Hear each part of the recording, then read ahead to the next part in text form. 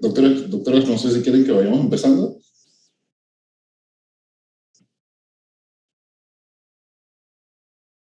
Sí, doctor. Sí, doctor. Vale, ok, muy bien. Hay 14 ahorita. ¿Cuántos son en el grupo? Nada más para saber. Más o menos 21, 20. Ah, bueno, vale. Igual al final les voy a pasar las diapositivas, así que normal. Si tienen alguna duda o alguna pregunta, no tengan problema que me interrumpan y me pregunten algo, ¿ok?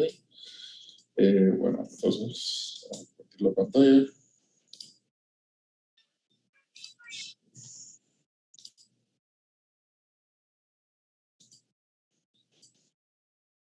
Vale, ¿me avisan todos? ¿Pueden ver la pantalla? Sí, doctor, sí se ve. Sí, doctor, sí se ve. Vale, bueno, entonces, el tema es bastante largo. Hice una lista de las patologías que están en la presentación, empezando por las patologías benignas y malignas de estómago y duodeno, y luego las de intestino delgado.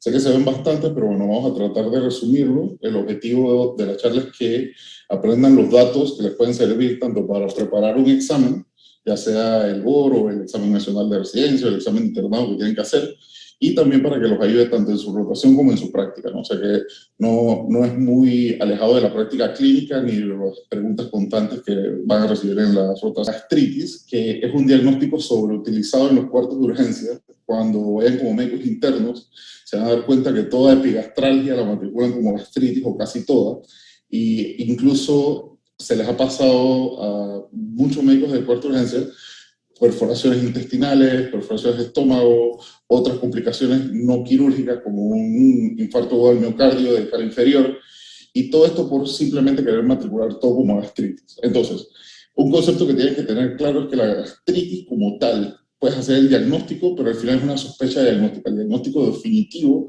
te lo da la histología y es una inflamación de la mucosa gástrica. Se divide en aguda y crónica. La aguda evoluciona rápidamente, tanto su clínica como sus lesiones histológicas. Las lesiones son principalmente superficiales en la capa mucosa, que es la capa más interna del estómago, y la etiología más frecuente es lo que ya ustedes conocen, ¿no? El uso de antiinflamatorios no esteroideos, paciente con historia de alcohol, paciente con infección por helicobacter y úlceras por estrés fisiológico. Este punto es importante no tanto para la clínica, ya que son relativamente raras, sino para su preparación para los exámenes. ¿Por qué? Porque tienes una úlcera por estrés fisiológico asociada a una quemadura severa, una quemadura importante, que genera úlceras de Curling, o a lesiones del sistema nervioso central, un trauma craneoencefálico, por ejemplo, que causa una disrupción del sistema nervioso central y de las respuestas fisiológicas y produce las famosas úlceras de Cushing. Tienen que aprender a diferenciar muy bien de estas dos patologías.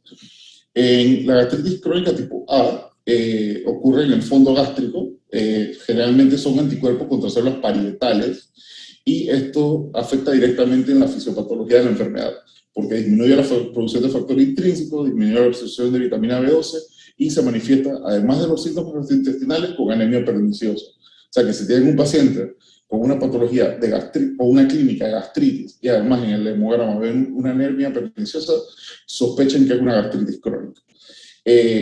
Un punto importante de la gastritis crónica tipo A es que es un factor de riesgo independiente asociado a un aumento de riesgo relativo del adenocarcinoma gástrico y los tumores carcinoides. O sea que por sí sola es un factor de riesgo para tener estos cánceres. No se confunden, o sea, no es que los produce, sino es que básicamente es un factor de riesgo independiente para ellos. Ok, la tipo B ocurre en el antro. La etiología más común es el uso de AINES y la infección por helicobacter. Esto es sumamente conocido. Generalmente cursa asintomática y obviamente aumenta el riesgo relativo de enfermedad ulceropéptica. La historia clásica de la gastritis es el paciente con epigastralgia, que puede ser con náuseas o vómitos, y entonces se puede presentar con un cuadro de sangrado digestivo alto, ya sea mantemesio o melena o ambas. Esto es por la ingestión del hierro que hay en la sangre, que una vez que se erosiona la capa mucosa, se erosiona un vaso, empieza a sangrar, la sangre se digiere y produce la metemesis o la melena. Eso es característico de un sangrado anterior al ángulo de Treitz, un sangrado digestivo alto. La gastritis como tal no presenta esto son síntomas que pueden estar asociados a la misma, pero hay que investigarlo siempre como un sangrado digestivo alto. Igual el gol estándar sigue siendo el mismo, que es la endoscopia digestiva alta. Otro paciente que deben sospechar es un paciente que está hospitalizado, que se lo van a presentar como un paciente que ha usado AINES por largo tiempo y tiene dolor abdominal o sangrado digestivo alto, o pacientes con enfermedades crónicas como la artritis, con dolor abdominal y sangrado digestivo. Como ya les dije, el diagnóstico estándar, el gol estándar es la endoscopia digestiva alta. ¿Por qué? Porque te hace el diagnóstico de Helicobacter pylori y te hace el diagnóstico histológico de gastritis. Y también es importante porque pueden encontrar otras alteraciones histológicas, como lo es la presencia de metaplasia intestinal o de tejido linfoide asociado a mucosa, que lo veremos más adelante. Igualmente, todo paciente con gastritis hay que hacerle un test diagnóstico para Helicobacter pylori, ya sea por serología, urea, AS o la biopsia por endoscopia, lo que ya ustedes deben haber visto en medicina o gastro. En estas imágenes es importante que vean acá, básicamente, esto es una úlcera gástrica con un coágulo adherido. Esto es una imagen, son imágenes por endoscopías. Esta es otra úlcera con pequeños coágulos agregados, ninguna está activa, ninguna está sangrando. Y en la última se ve una úlcera con una base bien limpia y cubierta de algo de fibrina, ¿no?, en esta zona. Ok, dejando la gastritis a un lado y pasando a algo que tiene más relación con cirugía, la enfermedad ulceropéptica, que es una de las principales causas de sangrado digestivo y sus complicaciones, y que muchas veces nos llaman a los quirúrgicos para resolver el sangrado. Si bien las guías dicen que casi todo se resuelve por endoscopia, es importante conocerlo en la parte quirúrgica. Ok, los conceptos básicos de la digestión gástrica tienen que recordar que hay 3 fases. Este es fisio, así que no vamos a abordar mucho en ello. Una fase cefálica, que inicia cuando ves la comida, la fase gástrica, que llega cuando se distiende el antro por el bolo o el quimo, y esto produce una liberación de gastrina, y después se viene la fase intestinal, en la que se estimulan factores de secreción gástrica, como la colecistoquinina, entre otros. Y recuerden que un dato importante es que la CCK, la colecistoquinina, también influye en la contracción de la vesícula, así que cuando tengan litos clavados, en un caso de colecistitis, por ejemplo, y el paciente come, se libera colecistoquinina en esta fase intestinal, se contrae la vesícula y al no poder vaciar la bilis, por eso es que da el dolor. Mecanismos de retroalimentación negativa en la digestión gástrica, pues la estimulación vagal, la disminución del pH antral por el aumento de la producción de ácido clorhídrico, el pH baja hasta un nivel de 2. Cuando llega a 2, el pH es un medio sumamente ácido, esto produce inhibición de la secreción de gastrina, y también cuando llega el quimoácido duodeno, se libera secretina, y la secretina disminuye la secreción gástrica. Esto es un overview bien por encima. Y ahora veamos las úlceras. Las úlceras pueden ser gástricas o duodenales. Las gástricas las van a ver más comúnmente en hombres, especialmente mayores de 60 años, y tienen una asociación independiente a grupos socioeconómicos de bajos ingresos. ¿Cuál es la etiología? Bueno, es sencillo, es una úlcera, es la misma. Fármacos, AINES, uso de salicilatos como el ácido acetilsalicílico, uso de esteroides. Si el paciente es fumador y además usa aspirina o ácido acetilsalicílico, el riesgo relativo de presentar una úlcera gástrica aumenta significativamente, obviamente también el alcohol, y la infección por el Helicobacter pylori.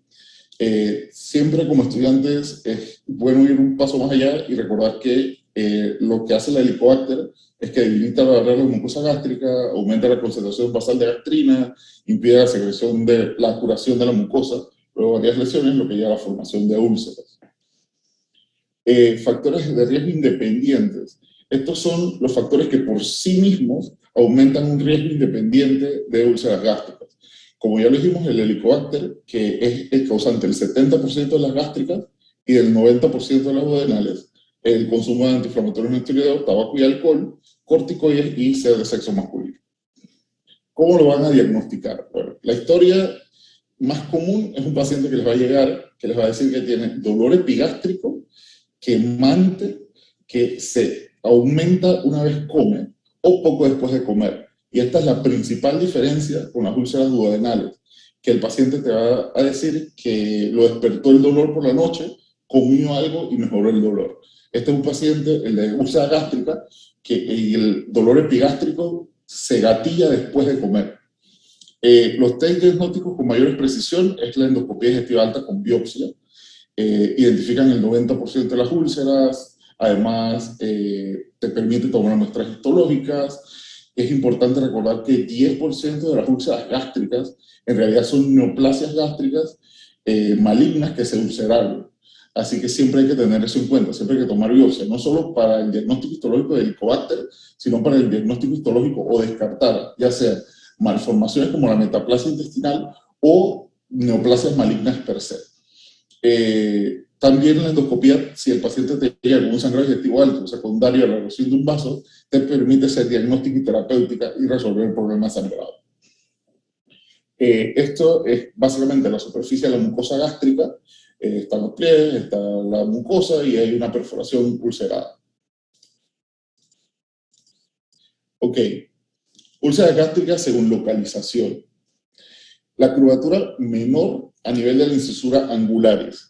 Si recuerdan su clase de anatomía, este es el estómago, esta es la incisura angularis, y las tipo 1 se dan en esta región, en la curvatura menor.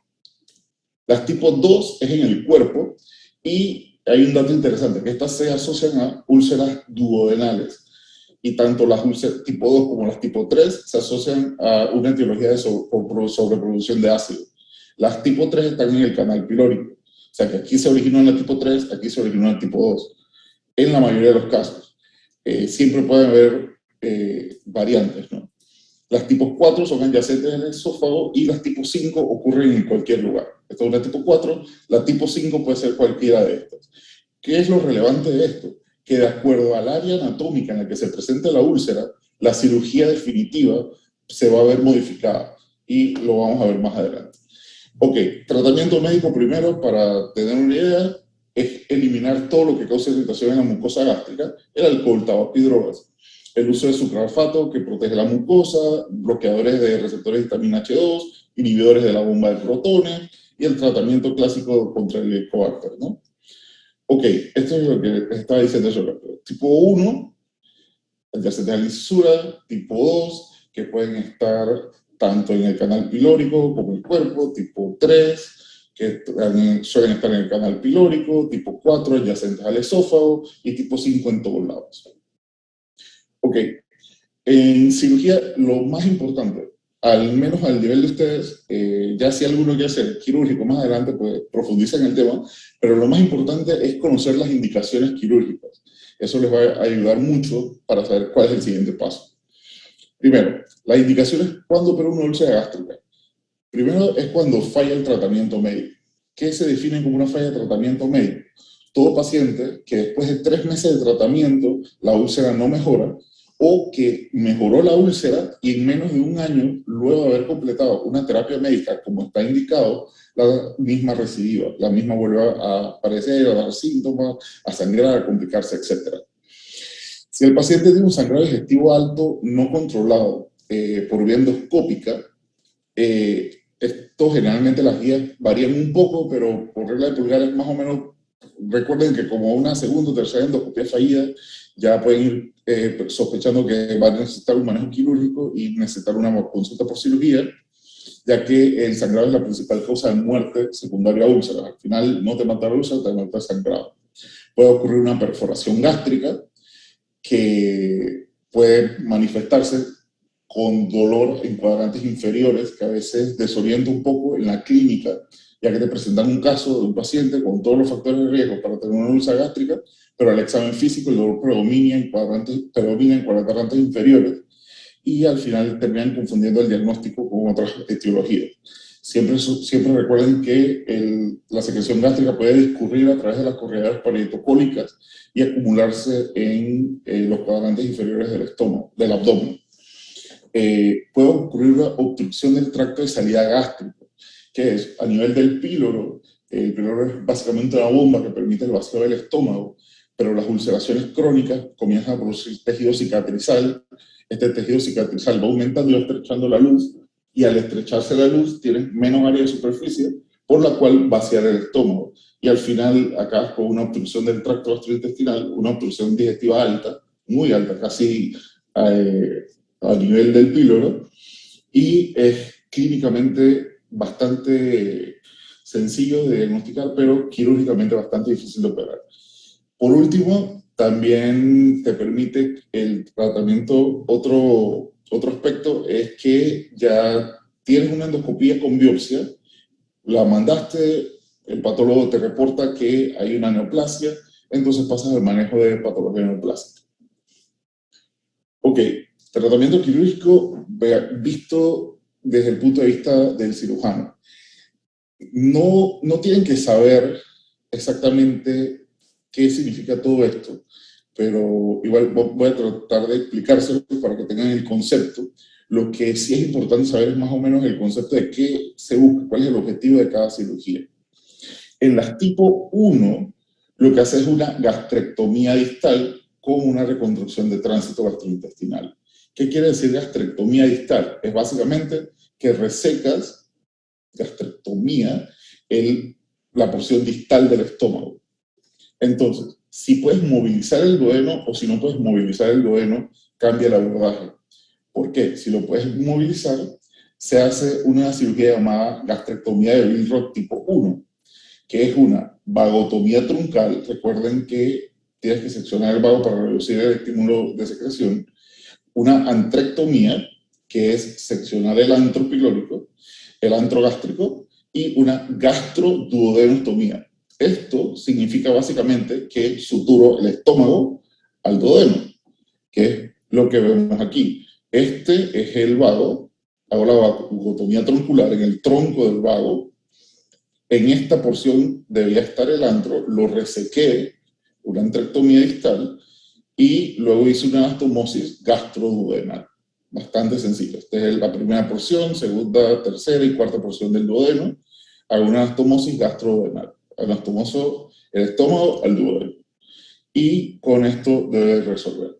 En pacientes en los que no se puede movilizar el duodeno, hay que pasar una gastrectomía de Billroth tipo 2, que es muy similar. Es la vagotomía, resecas el antro de igual manera y haces una gastroyeyunostomía, que es básicamente, esto es la porción del duodeno, la primera porción, que se continúa con el pílori y el antro pilórico, que resecamos.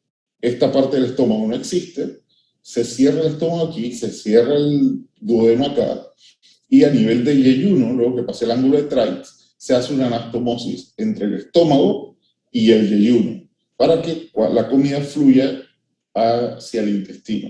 Solo que hay que tener cuidado en este tipo de cirugías porque puede ocurrir un síndrome de asa ciega en el que se acumule demasiado contenido en el asa que cerramos de duodeno y no se drena adecuadamente. Y a veces se maneja con un procedimiento quirúrgico, que es hacer otra anastomosis aquí para permitir más fácilmente el vaciado. Pero bueno, eso no es completo. Con que sepan que las úlceras tipo 1 hay que resecar el antro, reconstruir, idealmente hacer una vagotomía, y que si el paciente está hemodinámicamente estable, no está comprometido, tiene buen estado nutricional, se hace una anastomosis directamente.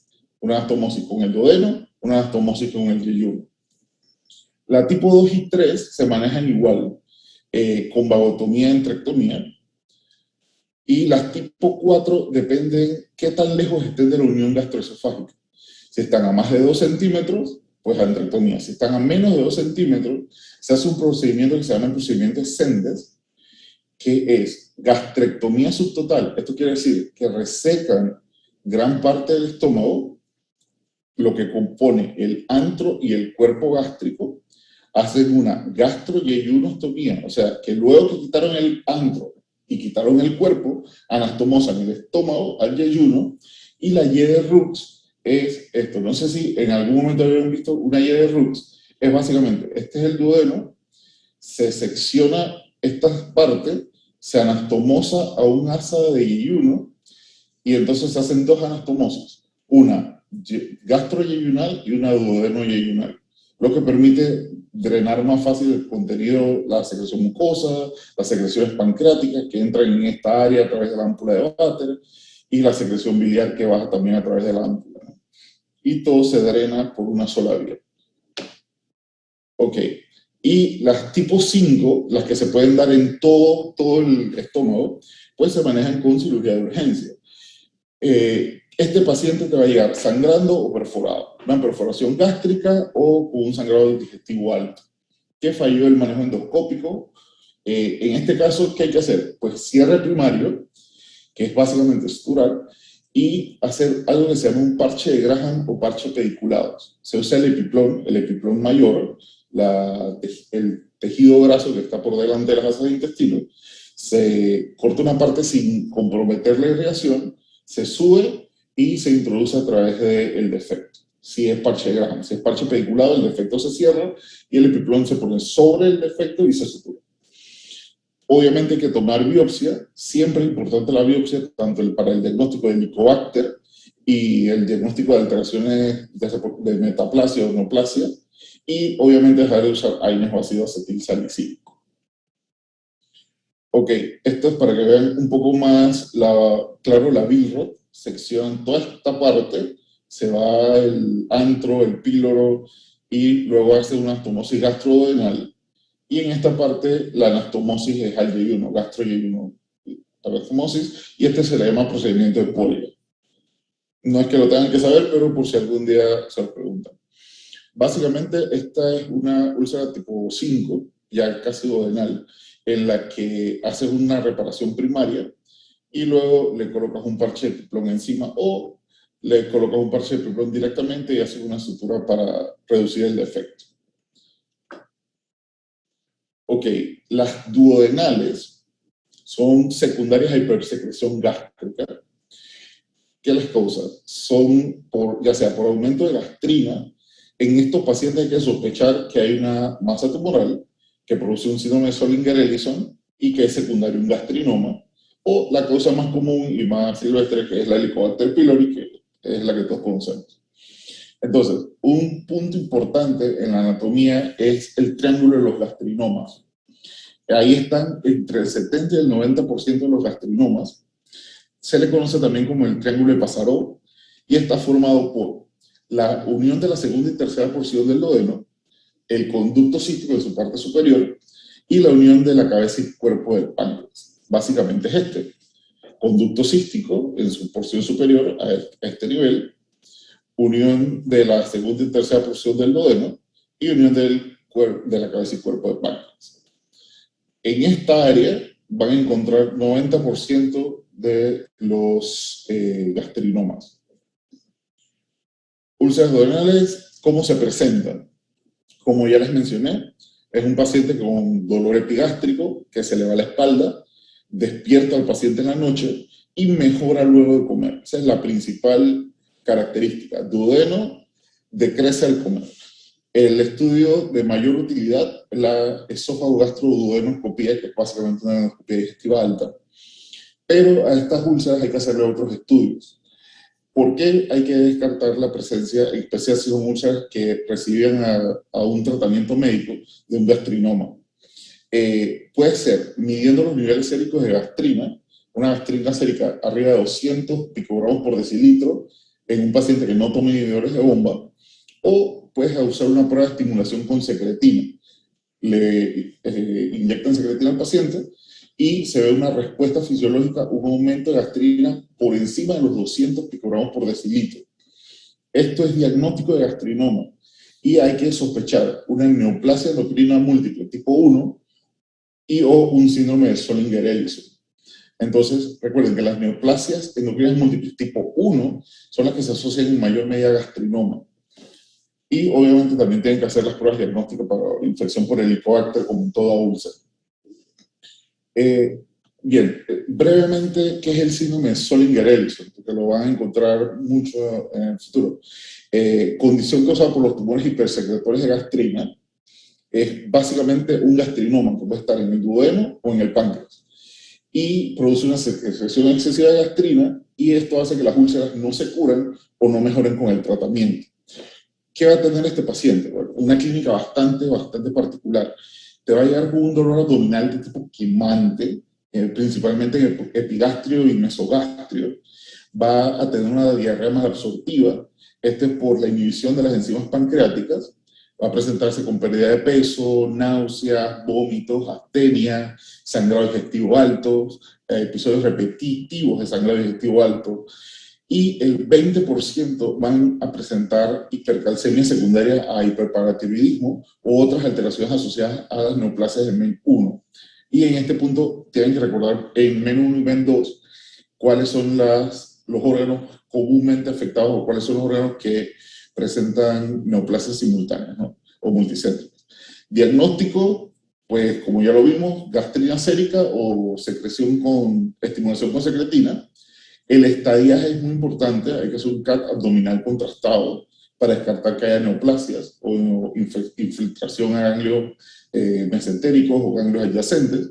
Y pues el tratamiento es bastante simple. Primero, controlar los síntomas, se pueden usar los inhibidores de bomba de protones, y si no hay metástasis en la tomografía, el tratamiento definitivo es la resección quirúrgica, es quitar el duodeno o la cabeza del páncreas, y eso sería un procedimiento de Whipple que sí creo que se escapa de lo que necesitan saber en estos momentos. Entonces, para recordar, MEN1 y MEN2, el MEN1 es el único que nos interesa en este momento, afecta la hipófisis, afecta las paratiroides y afecta el páncreas. O sea que el gastrinoma puede estar en el pancreático, duodenal, puede tener neoplasia de paratiroides o tiroides y alteraciones en la hipófisis o pituitaria. Muy bien, según la localización, esto es muy importante, en especial por cómo la localización de la úlcera la debemos tener en mente desde antes de llegar al quirófano o antes de operar al paciente. Porque la gran mayoría de las úlceras duodenales se ocurren en la primera porción del duodeno. Eso estadísticamente, en la clínica realmente todas las úlceras que ven en duodeno van a ser en la primera porción. Tienen la pared anterior y la pared posterior del duodeno. Cada una tiene una clínica diferente. ¿Por qué? Porque la pared posterior lo que hace es que la erosión de la mucosa se profundiza y produce una lesión de la arteria gastrodenal. Y es increíblemente importante que recuerden el nombre de la arteria que se afecta en el sangrado digestivo alto secundario a una úlcera duodenal. Para cualquier examen que vayan a presentar, es la arteria gastrodenal. Y la pared anterior, cuando se perfora, lo que hace es que se perfora hacia la cavidad abdominal.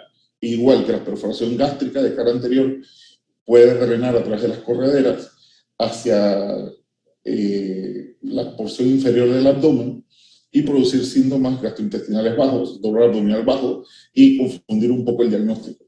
Pero el resto de la historia es lo que los tienen que orientar a que es una úlcera duodenal.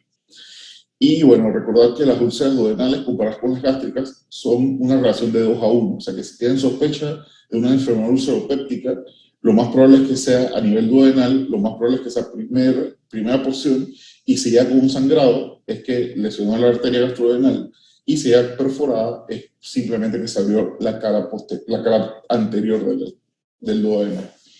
Tratamiento médico es básicamente el mismo. Los H2 o los inhibidores de bomba, que generalmente en 6 a 8 semanas curan la úlcera, y evitar los irritantes de mucosa, ¿no? Cafeína, tabaco, alcohol, ácido salicílico, etc. Es importante que estos pacientes, luego que se presentó la curación de la úlcera, sigan en terapia de mantenimiento por un elevado riesgo de recidiva, entre 50 y 80%. Pero bueno, a lo que estamos acá, el tratamiento quirúrgico. Como ya les dije en las úlceras gástricas, lo importante del tratamiento quirúrgico es conocer las indicaciones de la misma. En este es igual, falla el tratamiento médico, un paciente que pasaron las 8 semanas, pasaron los 2 meses, pasaron 3 meses con un tratamiento adecuado con un inhibidor de bomba y no presentó mejoría, o un paciente que reciba en menos de un año para úlceras gastrodenales. Cuando el tratamiento falla o el paciente se presenta con una obstrucción intestinal secundaria a estenosis de la luz, una perforación de pared anterior o un sangrado digestivo alto secundario a la erosión de la arteria gastrodenal, todas son indicaciones de cirugía. Nuestro objetivo, o el objetivo que tienen que tener en mente de esta cirugía, es si es de urgencia versus si es electivo. Si se está operando porque fue una falla del tratamiento médico, se hace una cirugía electiva. Es que se lleva al paciente de forma programada, cuando está en el mejor estado nutricional posible, hemodinámicamente estable, sin infecciones, con las comorbilidades que tenga debidamente controladas. Y en este punto el objetivo es reducir la secreción gástrica. ¿Cómo lo hace? Reduciendo la estimulación vagal. Hay muchos procedimientos a nivel del vago, a nivel del tronco del vago, a nivel de las ramas terminales, etc. Pero con que sepan que un objetivo es entrar a reducir la secreción y reducir la estimulación vagal es suficiente. También la secreción antral de gastrina, o ambos, o sea, una antrectomía con una varectomía puede estar indicada. Es muy importante que no se dejen llevar por el concepto que, como estamos viendo la parte quirúrgica, que todas las úlceras gástricas o todas las úlceras duodenales se operan. Ambas tienen muy buena respuesta al tratamiento médico. Generalmente, las cirugías que se hacen para estas úlceras es por el sangrado, perforación o obstrucción. Se opera de urgencia por complicaciones. Estas cirugías de varectomía, antrectomía y reconstrucciones de Billroth 1, Billroth 2 son muy raras en la actualidad, ya que se da un muy buen manejo, ya sea por endoscopía, con inhibidores de bomba y seguimiento, y no se requiere llegar casi nunca al quirófano. Esta es una úlcera duodenal en la primera porción, y esto es sumamente importante porque tal vez en algún momento, si están en quirófano, cuando son internos o residentes, se los pregunten. La incisión se hace de una manera y se cierra de otra. ¿Por qué? Porque lo que buscas es que si la cierras de esta manera, va a ocurrir una mayor estrechez por la cicatrización, vas a tener una menor área de superficie y vas a causar una obstrucción del tracto de salida gástrico. Así que haces la pirorectomía y la cierras transversal. Este es un ejemplo de qué pasa cuando el píloro está estrecho. En este píloro, asumiendo que no pueda pasar el contenido gástrico, lo que hace es una derivación gastroyeyunal con una gastroenteroanastomosis o una gastroyeyunostomía, que es básicamente lo que vimos hace un rato, que es que el estómago se anastomosa. Una anastomosis es unir dos superficies epitelizadas básicamente con el yeyuno y permite el drenaje de todo el contenido gástrico, además del drenaje de todo el contenido de duodeno, páncreas y vías biliares que vienen por acá. Ok, las complicaciones de las úlceras, la perforación es la más frecuente, suele ocurrir en la cara anterior, y el paciente va a llegar con un dolor abdominal que refiere que inició de manera súbita, se irradia al hombro por irritación del diafragma, produce náuseas y vómitos, y al examen físico, esto es lo más importante, va a tener datos de irritación peritoneal, o sea, va a tener un abdomen irritable.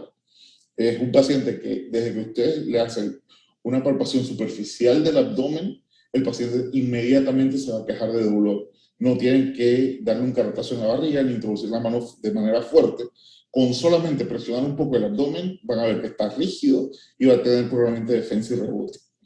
En la serie de abdomen agudo van a encontrar uno de los hallazgos más importantes, que es el aire libre subdiafragmático. Siempre que ven esto, una víscera hueca de todo el tracto intestinal está rota, ya sea, puede ser estómago, duodeno, yeyuno, ilion, colon, algo está roto en cavidad abdominal y se produjo la liberación de aire y se acumuló generalmente sobre el hígado y debajo del diafragma derecho, y van a verlo en esta ubicación casi siempre. Posteriormente, a medida que la perforación evoluciona y el paciente lo demoran o no va al médico o se demora haciendo procesos administrativos en urgencia o en cualquier lado, el aire libre comienza a proliferar, pasa a la línea media y lo van a ver bilateral. Tratamiento, si es una cirugía de urgencia, no hay tiempo y el paciente no está en las mejores condiciones para llevarlo y hacer una resección compleja, con varectomía, con reconstrucción de Billroth o una Whipple, no hay tiempo para todo eso. Así que básicamente lo que se hace es que se usa un parche con Epiplon, que puede ser un Graham o puede ser un parche pediculado, que fue el que igualito al que vimos ya anteriormente. La cirugía definitiva sí es la antrectomía con varectomía, que ya hemos hablado. Y esta es la placa que se tienen que llevar, esta es la imagen que se tienen que llevar. Errores comunes. Esta es la burbuja gástrica. Siempre del lado izquierdo, o sea, del lado donde está el estómago, van a ver la burbuja gástrica. O sea, no confundan. Puede haber aire libre subdiafragmático en los dos lados, sí, pero siempre va a estar la burbuja gástrica de este lado, y el aire subdiafragmático lo ven de este lado. Este es el diafragma, este es el hígado. Y aquí ven esta separación. Esto es una indicación quirúrgica de cirugía de urgencia, porque hay una víscera hueca perforada, y la única forma de tratar eso es llevando al paciente a quirófano. Ok, esta es una placa en la que ya el paciente está más avanzado, tiene aire subdiafragmático por debajo del diafragma derecho, por encima del hígado, y también se extendió esta línea media y llegó al lado izquierdo. En esta se ve todavía más claro. ¿Ven la diferencia? Esta es la burbuja gástrica que está contenida dentro de la pared del estómago. Este es el aire subdiafragmático izquierdo, y este es el signo clásico que siempre deben buscar. La serie de abdomen agudo incluye radiografía de tórax para buscar esto precisamente, aire libre subdiafragmático. Por lo menos ese es el punto de vista quirúrgico. Si sospechamos de una posible perforación, una complicación que esté asociada a perforación de una pared intestinal y vemos aire libre subdiafragmático, es una indicación quirúrgica. Esto es el signo de Chilaiditi, que es la anteposición colónica. Van a ver que el colon está causando un efecto que simula aire libre. En esta se ve obviamente que es el colon de los dos lados, pero hay veces que es muy difícil y que nada más hay un asa con un nivel hidroaéreo, y para los que están empezando les puede costar trabajo identificarlo. Siempre sepan que puede existir una anteposición colónica. Obviamente se van a dar cuenta cuando hagan el examen físico, van a ver que hay matidez, hay timpanismo, perdón, a la percusión de los cuadrantes superiores, y generalmente por una distensión del colon. Ok, siguiendo con las complicaciones de las úlceras duodenales, está la hemorragia. Causa más o menos el 15 a 20% de los casos de sangrado digestivo. Obviamente el tratamiento diagnóstico y terapéutico es la endoscopia digestiva alta, endoscopia gastroduodenal.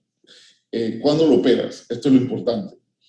Un paciente que les describe con una pérdida sanguínea de más de 2 litros, y esto, si ya vieron la parte de trauma en cirugía, ven que hay varios grados de shock, y cada grado de shock se asocia a una pérdida estimada en litros, así que todo paciente que tenga una pérdida aproximada de 2 litros o mayor, eso es una indicación quirúrgica. Ahí no hay tiempo para llevarlo a hacer una endoscopia.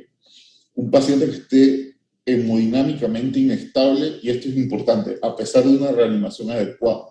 No es simplemente que le llega un paciente con un sangrado digestivo alto, está sangrando, está hipotenso, está taquicárdico, está pálido, está diaforético, ya está desorientado, y nada más le van a montar que un lactato Ringer.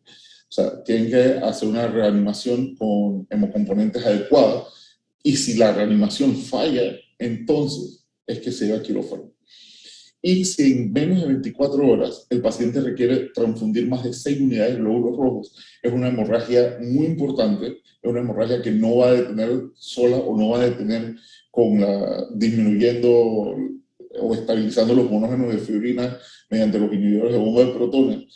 Así que este paciente también tiene indicación quirúrgica. Estas son las 3 indicaciones si me pueden desear llevar a un paciente a quirófano por un sangrado digestivo alto: pérdida sanguínea de más de 2 litros, inestable hemodinámicamente, o que requiera más de 6 unidades de glóbulos en menos de 24 horas. Nuevamente, hay que saber antes de entrar a quirófano qué objetivo tengo en mente. Si no, no estamos haciendo nada. O sea, no es operar por operar. El objetivo de la cirugía es controlar el vaso sangrante. Y si es una úlcera duodenal, la exploración es a través de una incisión en píloro, que fue la que vimos anteriormente. Mi objetivo secundario es que debo evitar causar estrecheces anatómicas por cicatrización, y esto lo hago mediante el cierre de la periorroplastia en el sentido inverso al que lo abrí. Así que esos son mis 2 objetivos: controle el sangrado y evite estrecheces. Obviamente el objetivo más importante es controlar el sangrado, que es lo que tiene en peligro la vida del paciente. La última complicación es el síndrome de obstrucción del tracto salival gástrico. Es una cicatrización crónica a nivel del canal del píloro por úlceras prepilóricas o úlceras duodenales de primera porción. El paciente va a estar con un estómago dilatado al examen físico. En la radiografía de abdomen van a ver un estómago dilatado, lleno de niveles hidroaéreos. paciente va a presentar episodios continuos de vómitos de contenido gástrico. Estos vómitos hacen que pierdas el ácido clorhídrico y te lleva a una alcalosis metabólica hipocalémica. Así que este paciente hay que reponer lo que ha perdido de electrolitos, reponer lo que ha perdido de líquidos, vigilarlo y llevarlo a quirófano. El tratamiento inicial, primero, es descomprimir el estómago, ya que la sobreextensión del estómago presiona el diafragma, se gatilla toda la respuesta asociada y pues, el paciente va a estar con taquicardia, puede tener disminución de la capacidad respiratoria, etc. Tienes que, si el paciente está emaciado, si está caquético, si ha perdido mucho de su sustrato metabólico, no te va a dar una cirugía. Así que tienes que empezar una alimentación por vía enteral o parenteral. Y luego, una vez lo has estabilizado, drenaste el estómago, lo descomprimiste, ya tienes una vía de alimentación, tus marcadores nutricionales están mejorando y el paciente está estable, lo llevas a una cirugía, que es la vagotomía con antrectomía que ya vimos. Ok, dejando un poco las úlceras y la gastritis, pasamos a las lesiones gástricas benignas. Ok, los pólipos gástricos pueden ser pólipos hiperplásicos, adenomatosos, una lesión gástrica de la foie o un besoar. Muy bien, primero, los pólipos gástricos. Hiperplásico es el tipo más común. Es un paciente que va a llegar con historia de una gastritis crónica. Esto se presenta particularmente de forma muy alta en pacientes con gastritis atrófica crónica. Importante, los hiperplásicos son no neoplásicos y los adenomatosos tienen un mayor riesgo de malignidad. El pólipo hiperplásico, ¿qué se hace? Pues simplemente durante la endoscopía, cuando se identifica, se hace la polipectomía, se reseca el pólipo, se manda histología, se ve que va el tipo histológico hiperplásico y el paciente sigue con su vida tranquilo y feliz.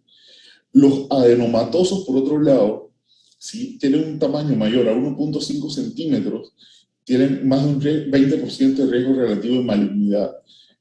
Entonces, si el pólipo mide más de 2 centímetros y está pediculado, o se hizo una polipectomía y se vio evidencia de neoplasia en la histología, o el paciente llega con un pólipo sangrante, con dolor abdominal en cuadrantes superiores, o en epigastrio y mesogastrio, y sangrado digestivo alto, pues es indicación de cirugía de urgencia.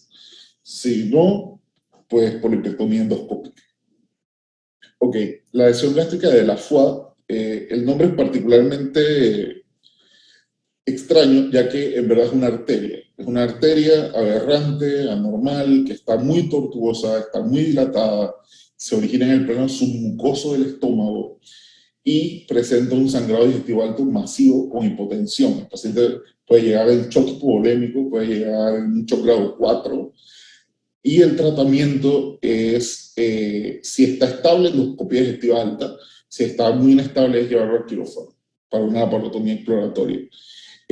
Así que recuerden que la lesión gástrica de la foie es básicamente una arteria normal que está muy dilatada en el plano submucoso, que se compromete y empieza a sangrar.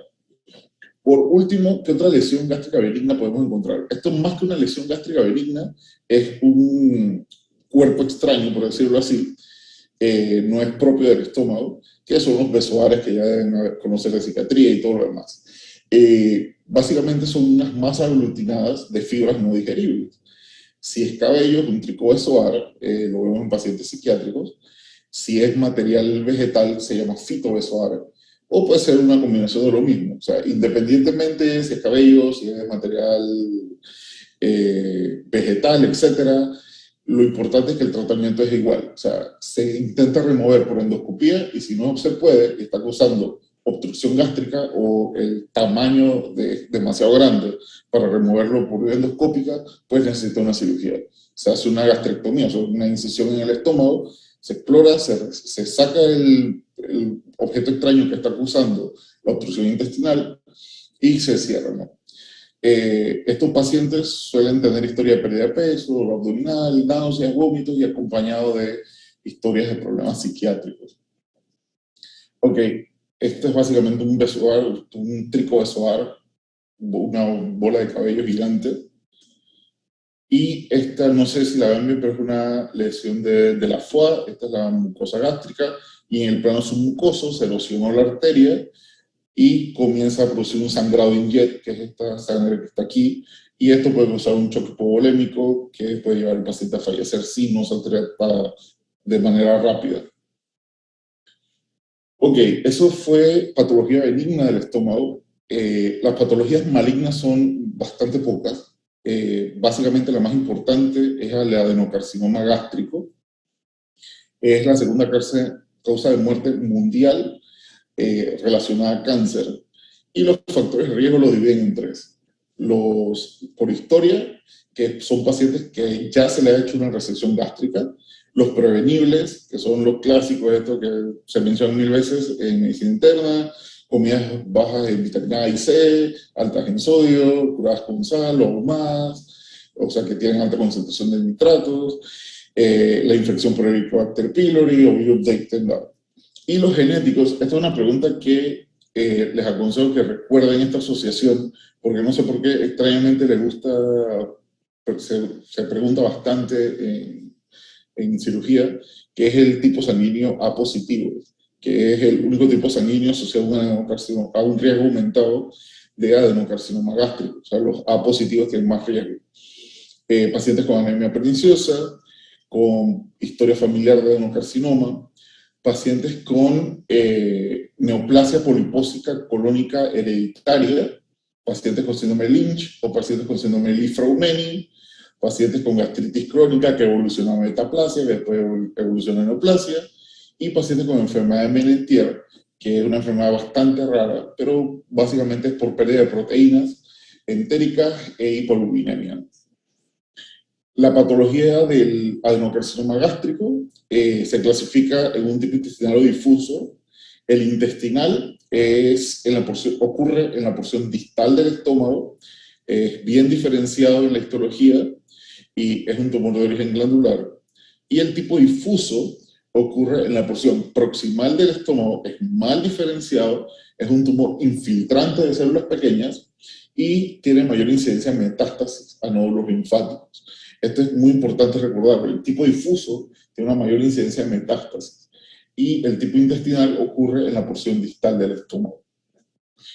La limititis plástica, que es lo que ven en pantalla, es la infiltración tumoral por un adenocarcinoma gástrico de todas las paredes del estómago. Y esto es un predictor con casi 0% de probabilidad de supervivencia para el paciente. Paciente que ya tiene todo el estómago infiltrado, lo más probable es que vaya a fallecer. Muy bien, ¿cómo va a llegar este paciente? Primero, la clínica es muy inespecífica. El paciente puede llegar con astenia, dinamia, pérdida de peso, los síntomas clásicos que hacen sospechar de una tumoración. Pero se puede diferenciar en tumores proximales porque van a estar más adyacentes a la unión gastroesofágica y pueden producir disfagia o vómitos. Y los tumores distales, que suelen causar obstrucción de salida del estómago. Signos clínicos importantes que van a encontrar es el nódulo de Virchow y el nódulo de la hermana Mary-Joseph.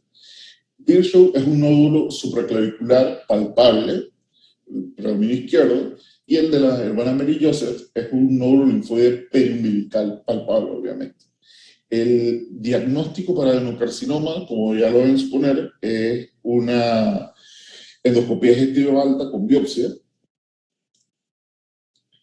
Y básicamente esto es lo que ven, ¿no? O sea, este es el estenocleidomastideo, la clavícula, este ya es el cuello, y por encima de la clavícula, supraclavicular izquierdo, van a ver un nódulo palpable, ese es el nódulo de Virchow, sugestivo altamente de cáncer gástrico, y en este paciente, a nivel periumbilical, el nódulo de la hermana Mary-Joseph, ¿no? Esto es mucho más raro, no suele verse, pero en el caso que algún día se lo encuentren, ya saben que existe y que es subjetivo de.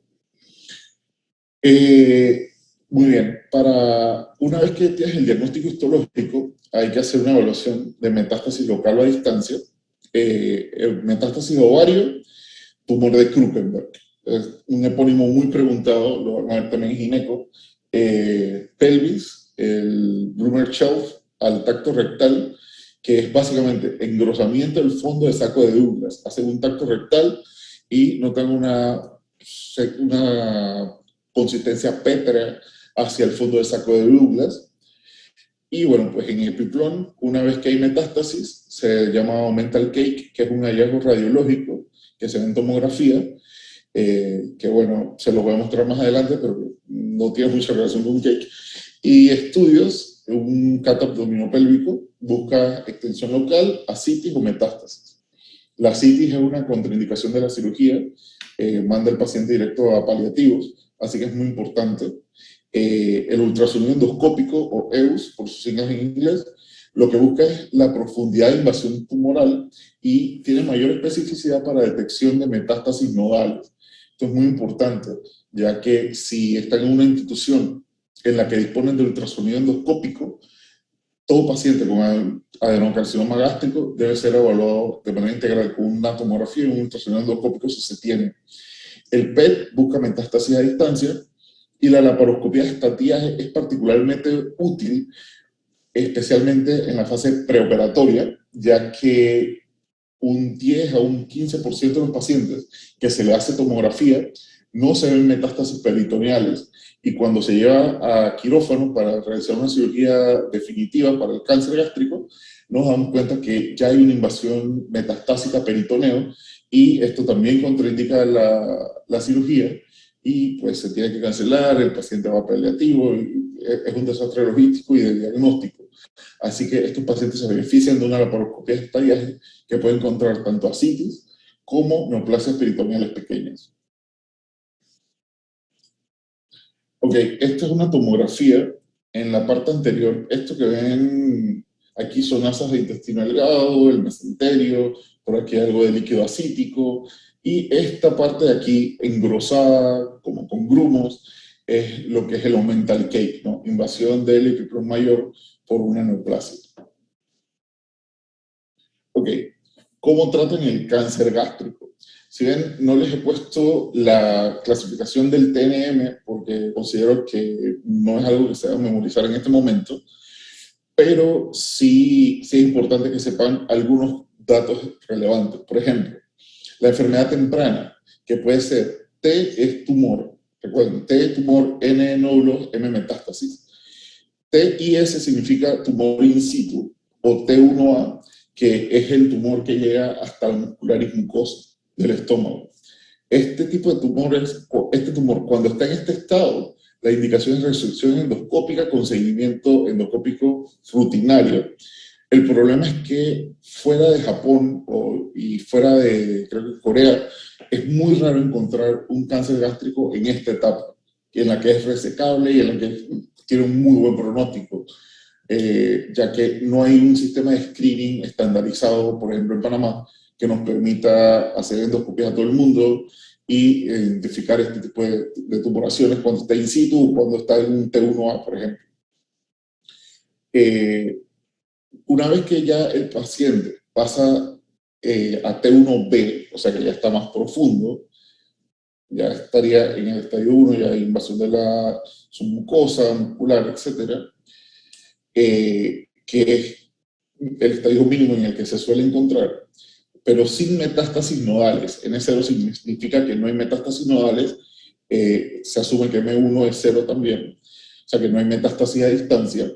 La indicación es resección quirúrgica con disección de nódulos linfáticos regionales. Aunque no haya adenopatías metastásicas, aunque no haya invasión de los nódulos, se hace una disección de los nódulos regionales. También está la localmente avanzada, ya cuando es un T2 o hay metástasis a los nódulos regionales, un N1, y aquí sí requiere quimioterapia neoadyuvante o quimio-radioterapia neoadyuvante, que eso se discute en conjunto con el oncólogo y el quirúrgico para definir un plan. Y bueno, ya la enfermedad con metástasis a distancia, no importa el estadio T, o sea, el estadio del tumor, no importa el estadio N o los nódulos, M1 indica que ya hay metástasis a distancia. Este es un paciente que no se puede operar, que únicamente la única opción que tiene es quimioterapia paliativa. El pronóstico, los factores de más pronóstico es una invasión completa de la pared gástrica, la limitación plástica que vimos, la presencia de nódulos regionales positivos o de metástasis a distancia. En pacientes con estos hallazgos, la supervivencia a 5 años, en el mejor de los casos suele ser del 20%, o sea que 80% van a fallecer antes de los 5 años, y a 10 años ya todos van a fallecer. Y reducción de la esperanza de supervivencia si hay invasión a la serosa o nódulos regionales positivos. Y un factor que sugiere recurrencia elevada, luego de la resección, es entre un 40 y 80%. O sea que, aunque hagas la gastrectomía, puedes hacer una gastrectomía casi completa, llevarte casi todo el estómago y dejar nada más algo de fondo arriba para anastomosarlo a yeyuno, a duodeno o a lo que quieras. La recurrencia va a ser entre 40 y 80% luego de la resección, con un pronóstico igualmente muy malo. Pasando a otro tipo de patología neoplásica maligna gastrointestinal, están los linfomas gástricos. Los más comunes son de tipo no Hodgkin. Las condiciones que aumentan el riesgo de linfoma, obviamente la Helicobacter pylori y la inmunosupresión. El diagnóstico, endoscopía digestiva y biopsia, o se puede hacer por ultrasonido endoscópico, que también permite una estadificación adecuada.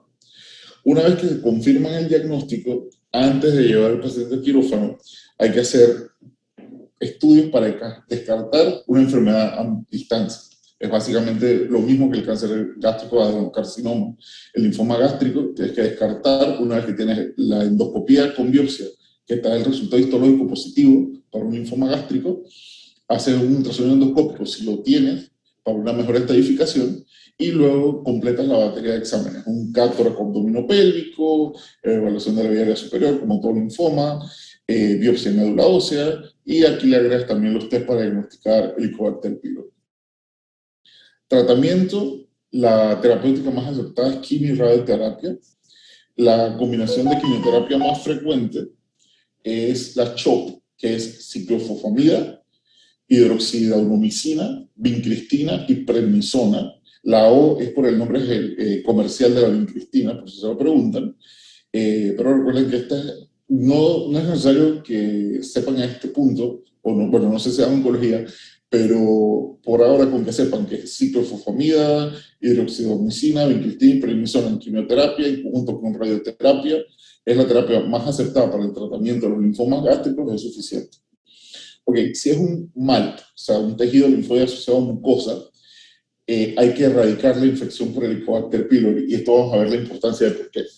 Y la cirugía es solo para las complicaciones, las mismas complicaciones básicamente, obstrucción gástrica, perforación, sangrado digestivo, etc. O enfermedad residual. Muy bien, entonces, el MALT. MALT es tejido linfoide asociado a mucosa, es raro, pero suele ser benigno. Es una neoplasia linfoide de células B de bajo grado y tiene una asociación a la infección crónica por Helicobacter pylori, que fue lo que les mencioné hace un rato, que el objetivo es curar la infección por Helicobacter. Y esto es porque es el único tumor del todo el tracto gastrointestinal que puede ser curado con el uso de antibióticos. Las modificaciones histológicas que ocurren, la deformidad de células, etcétera, remite una vez se da el tratamiento adecuado del Helicobacter. Y esto es sumamente importante que lo recuerden, porque es un dato único, única tumoración. Es uno de los pocos únicos en medicina que es cierto, es la única tumoración que es curada con antibióticos, el MALT. Y la triple terapia, bueno, la moxiclaritro, omeprazol, o metronidazol, claritro, omeprazol, lo que se usa para tratar el Helicobacter. Muy bien, el sarcoma gástrico es relativamente más raro, solamente ocurre en el 3% de las neoplasias, son de las células mesenquimales de la pared del estómago, y el más común es el GIST, que es el tumor de estómago gastrointestinal, que ya lo deben haber escuchado hasta la saciedad. Bueno, recordando, el GIST viene de las células del marcapaso de Cajal, el marcador inmunohistoquímica es el CD177, que es un antígeno de superficie celular. La clínica puede presentarse con las características clínicas clásicas: obstrucción, dolor, sangrado digestivo o metástasis. Y el tratamiento es relativamente sencillo, es una resección quirúrgica con márgenes negativos. No requiere disección de nódulos linfáticos, no requiere quimio y o radioterapia neoadyuvante, simplemente la indicación es resección quirúrgica. Factores de riesgo en un GIST. Un paciente que el patólogo te reporta más de 5 por 50 en el conteo mitótico de campos de alto poder, que la tumoración mida más de 5 centímetros, que haya una gran atipia celular, el segmento que enviaste una vez lo resgaste, o sea, el tumor esté con áreas de necrosis o que tenga invasión local. En estos casos que hay sospecha de metástasis, se recomienda usar imatinib, que es un inhibidor de la agencia KIT, que se asocia a receptores de tirosina quinasa, que básicamente lo que hace es que disminuye el crecimiento tumoral.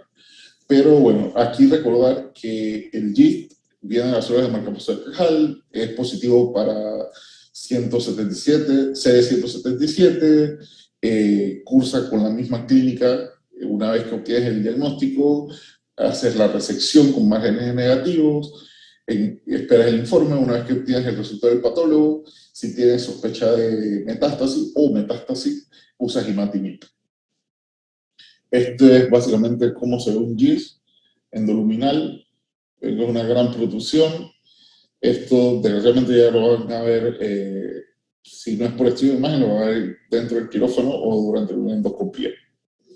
Y bueno, el síndrome carcinoide, secundario a metástasis tumorales, produce una elevada producción de serotonina. ¿Por qué? Porque la serotonina generalmente pasa por el primer paso hepático, lo que es la denatura. En este caso hay una producción externa elevada que no pasa por el metabolismo hepático y aumenta la concentración de serotonina en la sangre. Muy importante recordar que deriva de las células enterocromafines o de Kulczycki. La ubicación más frecuente es en el apéndice secal y luego en el ilio. Siempre hay que sospechar el síndrome carcinoide. La metástasis ocurre a nivel del apéndice, pero también ocurre a nivel de ilion, y por eso lo estamos mencionando en estómago de duodeno de ilion. Puede ser un tumor intestinal multicéntrico, hasta un 30% de los casos. La clínica es muy particular. Es un paciente que va a referir que se le pone la cara roja, que ha presentado episodios de flush, de enrojecimiento facial, va a tener una diarrea, como ya lo vimos en diapositivas anteriores, el dolor abdominal tipo cólico, y esto también, además del flushing, la diarrea, las lesiones de las válvulas cardíacas derechas son muy importantes. ¿Por qué? Porque esta va a producir una falla derecha. La falla derecha se va a manifestar con los síntomas clásicos, o sea, va a producir hipoxemia con congestión venosa sistémica y todos los síntomas asociados a la misma. O sea que siempre que vemos un paciente con historia de diarrea, enrojecimiento facial, dolor abdominal y encima que esté con anasarca, edema, signo de fobia positivo, hipoxémico, con sibilancia, con congestión venosa y yugular, siempre sospechen un síndrome carcinoide. La prueba inicial es detección del ácido 5-hidroxindolacético, que es un metabolito de serotonina. Este se detecta en orina 24 horas. ¿Por qué? Porque así como el paciente les va a referir que tuvo episodios de flushing, de enrojecimiento facial, de diarrea, que es por episodios, es porque esto ocurre cuando hay un pico en la elevación de la concentración sérica de serotonina, que se va a depurar y va a presentar picos de la elevación en el urinálisis. Si mandan un urinálisis común, que se toma una muestra en un momento exacto del día en el que no hay una concentración elevada fisiológica, o bueno, en este caso patológica, no lo van a diagnosticar. Por eso lo tienen que pedir en 24 horas para ver el comportamiento durante todo el día. Una vez que lo diagnostican, tienen que localizar el tumor, ya sea por tomografía o tomografía apoyada con una cintigrafía con ucrotie. Y luego el tratamiento es ucrotie y resección del tumor, ya sea si es apéndice, apendicectomía, consectomía, que es básicamente el ciego, se compromete la base, o si es en ilion, que es otro lugar frecuente, hacer una resección de intestino delgado con anastomosis, ¿no? Y márgenes limpios. Ok. En este punto ya terminamos las patologías del estómago. Vimos patologías benignas y malignas. No sé si tienen alguna duda sobre alguna de las patologías.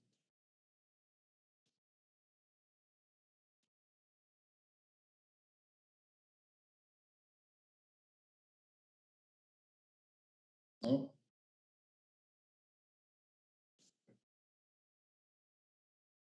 Doctores, doctoras.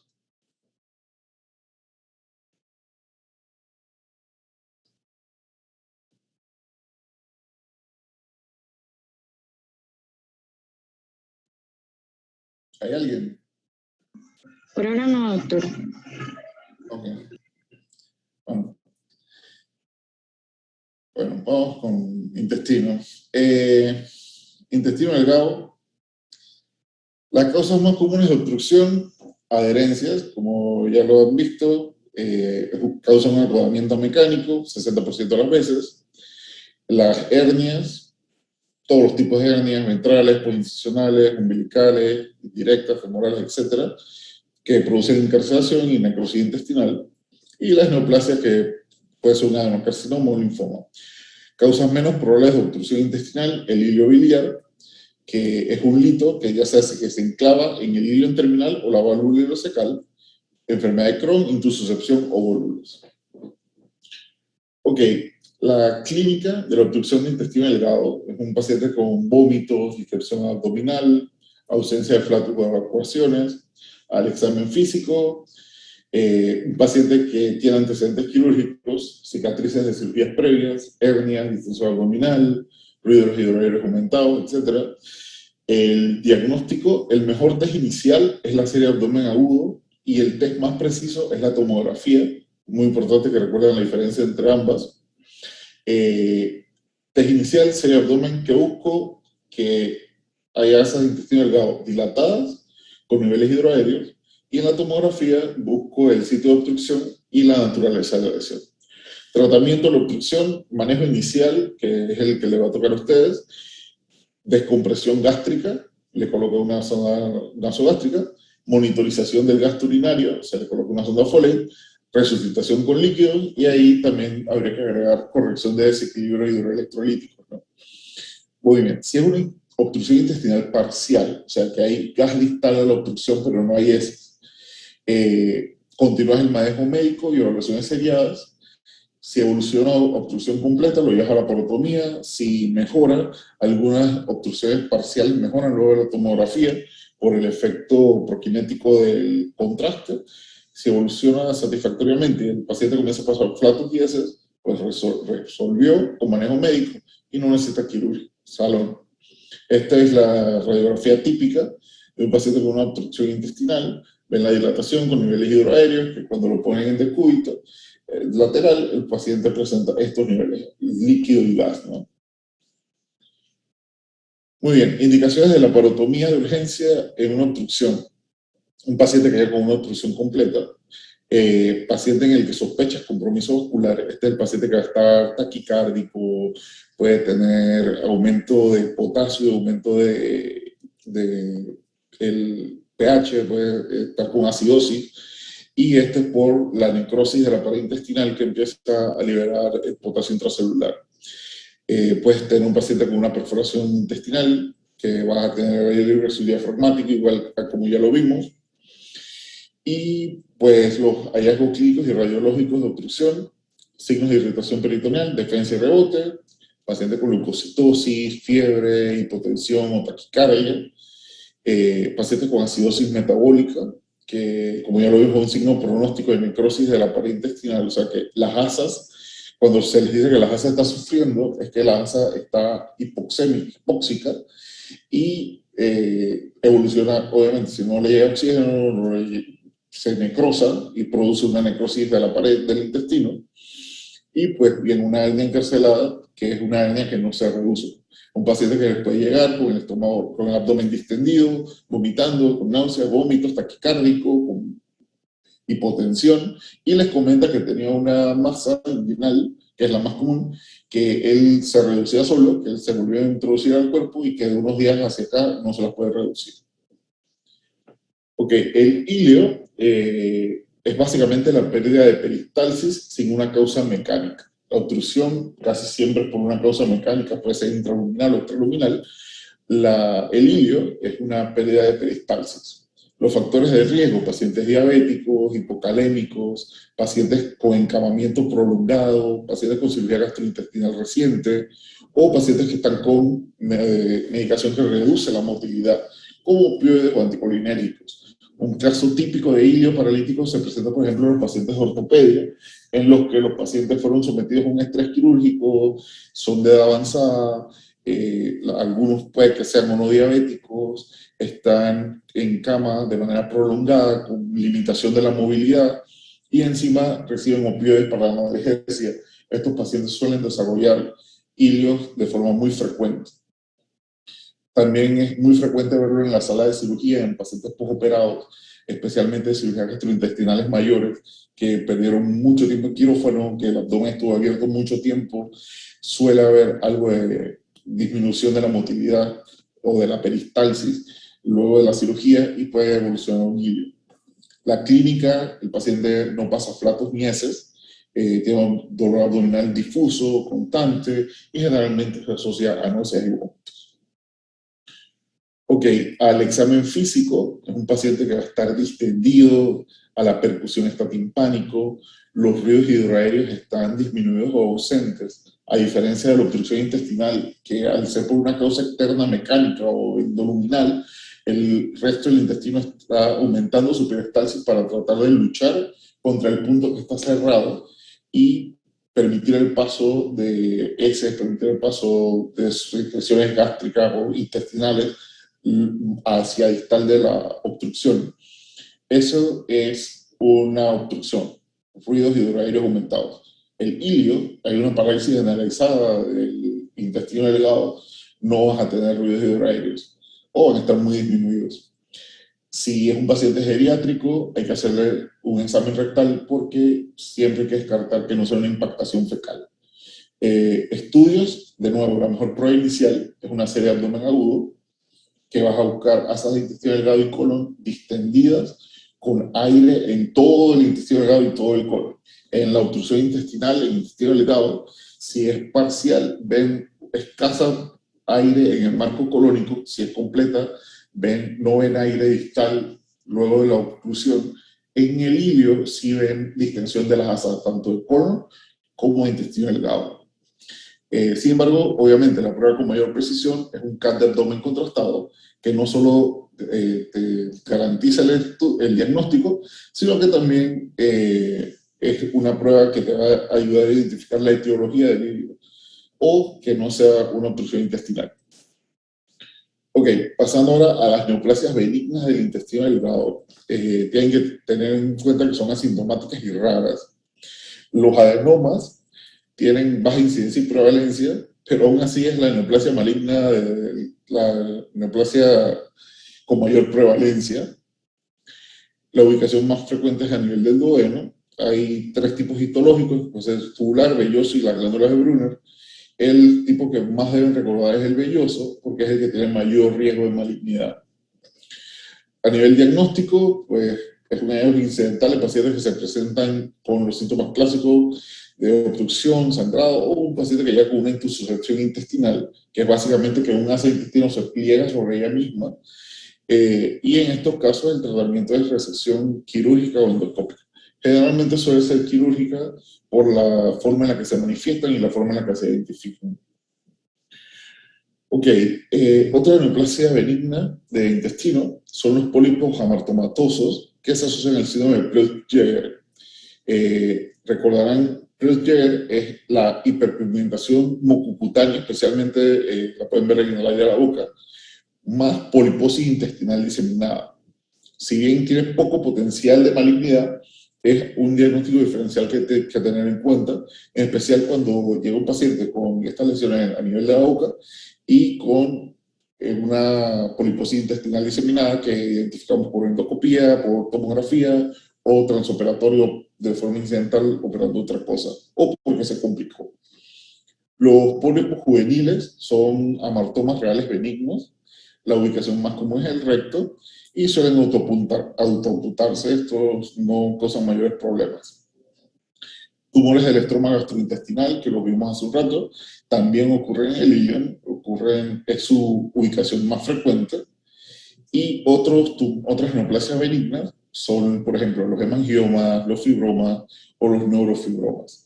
Recordar que el neurofibroma en la histología da positivo para S100, que es de la vaina mielítica. Básicamente estas son las lesiones que van a ver en el Creutzfeldt a nivel de la boca, a nivel del labio, y van a ver las alteraciones a nivel del tracto gastrointestinal con la poliposis. Ok, neoplasias malignas del delgado, la incidencia es bastante pareja, sin embargo, el predominante es el de tipo adenocarcinoma, un 40%, luego siguen los tumores carcinoides, luego los linfomas y de último los sarcomas. Básicamente las mismas estirpes histológicas que vemos en el estómago.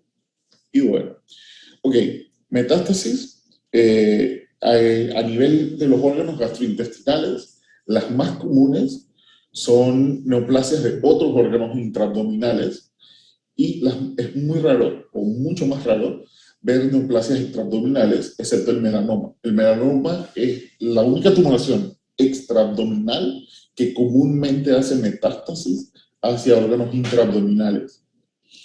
La clínica de estas neoplasias, pues básicamente diarrea, se perforan, sangran, pueden causar una obstrucción o pueden causar una intussuscepción.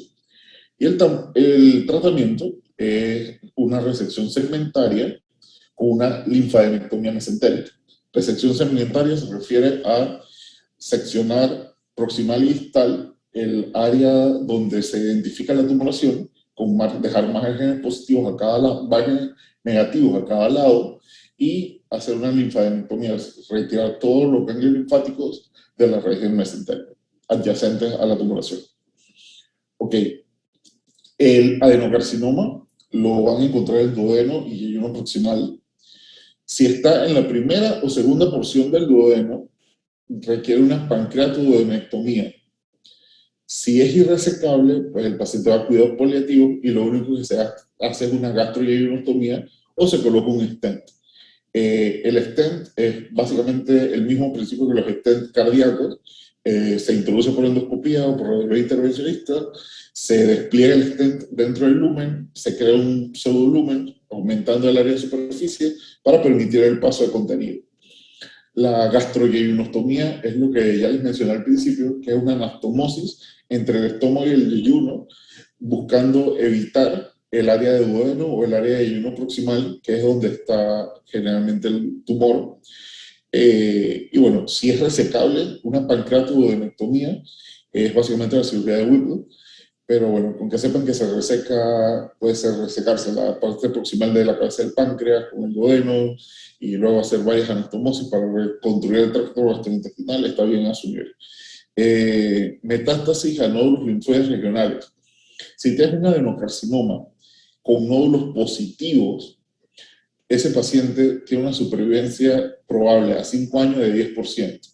Quiere decir que en el mejor de los casos, 1 de cada 10 va a llegar vivo a los 5 años, si los nódulos están positivos, si hay un N1 por lo menos. Si los nódulos están negativos, la supervivencia mejora drásticamente a 80%. O sea que siempre hay que evaluar la extensión regional y nodal para predecir la supervivencia del paciente y predecir el riesgo relativo de muerte. Otra estirpe histológica que vemos comúnmente a nivel de intestino delgado es el tumor carcinoide. Deriva de células enterocromafines, como ya mencionamos, es más común en apéndice secal, luego en ilio y por último en recto, y el tratamiento es la resección del tumor o las metástasis. Muy bien, los linfomas de intestino delgado suelen ser lesiones primarias de origen ileón. Igual que en el estómago, predominan los linfomas no Hodgkin de células B. Factores de riesgo: pacientes con lupus, pacientes con SIDA, pacientes con granulomatosis de Wener o con enfermedad de Crohn, tienen un alto riesgo de presentar un linfoma a nivel del intestino delgado. Las complicaciones, siempre intubación, sangrado, perforación y obstrucción, y el tratamiento sí varía. En este caso hay que hacer una resección local amplia, ayudada por quimio y radioterapia, y además hay que hacer una biopsia hepática y de nódulos linfáticos para el estadiaje. ¿Por qué? Porque lo más frecuente es que haya una metástasis a hígado en este punto. O sea que siempre hay que complementar en la cirugía una biopsia hepática o obtenerla posteriormente. La supervivencia de estos pacientes a 5 años oscila entre 20 y 40%, dependiendo de su estadiaje, pero esta es la expectativa de vida que suelen tener. Ok, los leiomiosarcomas son sarcomas intestinales más comunes y básicamente el tratamiento es la resección. No suelen hacer metástasis, están bien localizados y una vez se identifican por algún estudio, generalmente por tomografía, simplemente lo que tienen que hacer es prepararlo para el quirófano, llevarlo de forma electiva y resecar el segmento. Ok, la ileitis granulomatosa, o enfermedad de Crohn, siempre es importante mencionarla a nivel de patologías del tracto gastrointestinal, ya que Crohn y CUSI siempre están en el juego. CUSI es colitis ulcerativa crónica, como su nombre dice, colitis, está limitada al colon. Sin embargo, Crohn no. Crohn puede ir de la boca al ano, ya que compromete cualquier área del tracto gastrointestinal. La característica es clásica, una enfermedad granulomatosa, inflamatoria transmural de forma crónica, tiene mayor incidencia en judíos askenazis y un 50% se presenta tanto en intestino delgado como en colon y 70% en hilo terminal. Por eso produce una ileitis terminal, que podría complementarse el nombre como una ileitis granulomatosa terminal. ¿Cómo hacen el diagnóstico? Pues la clínica, dolor abdominal, diarrea no sanguinolenta, fiebre, pérdida de peso, anemia, malnutrición, y este es un paciente que va a llegar con, muy probablemente, patologías no rectales asociadas, con fístulas, fisuras, úlceras, abscesos. Recuerden que el 50% de los casos tiene compromiso de colon y 20% con compromiso intestinal. Manifestaciones intestinales del Crohn, estas la deben haber visto a saciedad en medicina interna, uveitis, iritis, artralgia, eritema nodoso, pioderma gangrenoso, colangitis esclerosante primaria. No es nada nuevo. Por imagen, lo que se busca es áreas de estrechez en el lumen intestinal seguidas por áreas normales.